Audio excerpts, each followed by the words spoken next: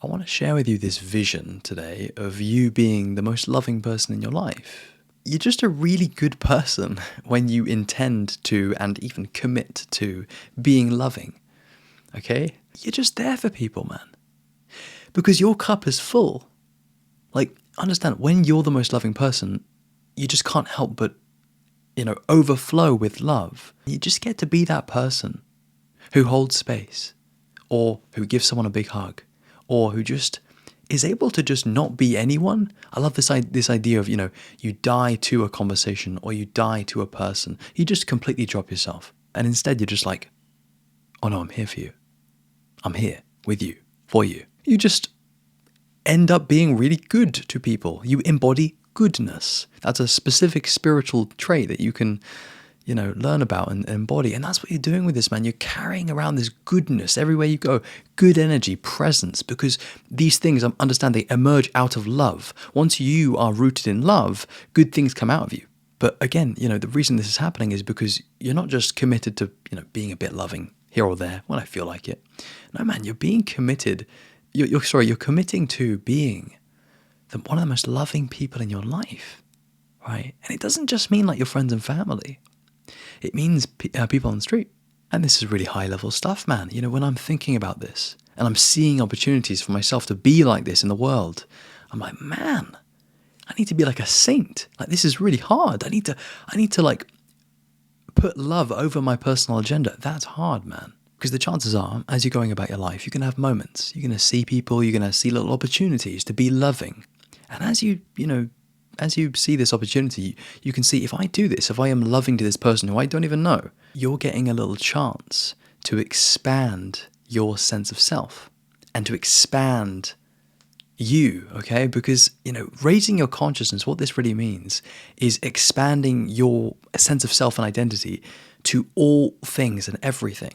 So as a result, you include, you look at, you see, you place consciousness on these things, these people, whilst you're being loving. And here's the magic. At some point, these people and these things, they might have seemed separate to you. They might have seemed other to you.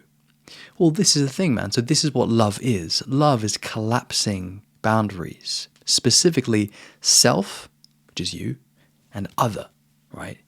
So they merge.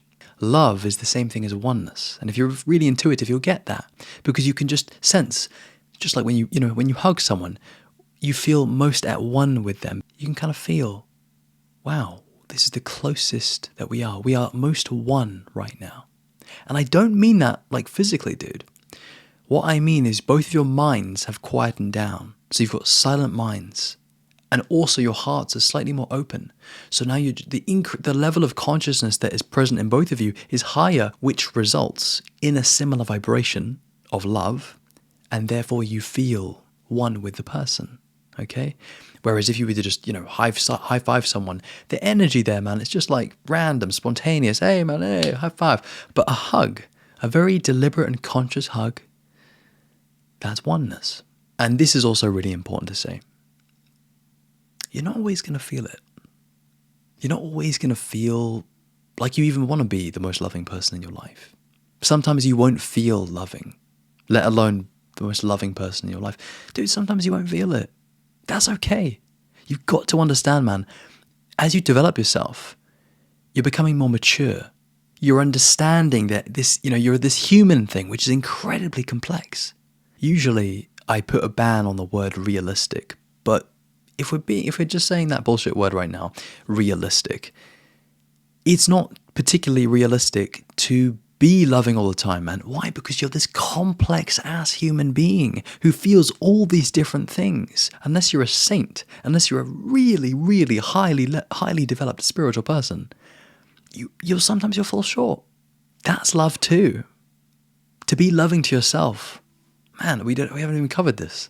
The way that you get your cup full first is by starting with you. So you've got to love the crap out of yourself. You've got to really, really channel God and channel love and channel higher self, but for yourself. So you've got to love you. You've got to love yourself so much, man. that you shower everyone else with love too. Because as we said, you're overflowing. Your cup is totally full. It's overflowing, man. This is what you got to start with. You want to meet your needs, you want to evolve, and then, over a period of years and decades, you want to become the most loving person in your life.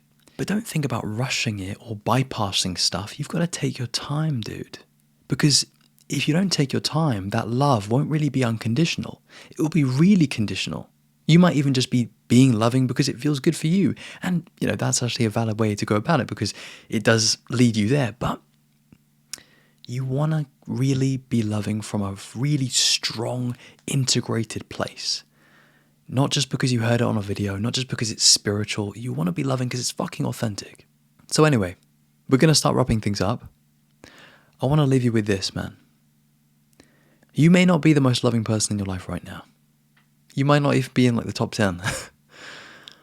But start cultivating the vision of you being so unbelievably loving to yourself, your friends, your family, but really importantly, other people, other beings, other things. Because that's when you really start to show that your love isn't finite and conditional. It's infinite and it's unconditional. And that's where you're really starting to practice love. We'll call it there. Lots of love, infinite love. Take care, my friend, and as always, peace.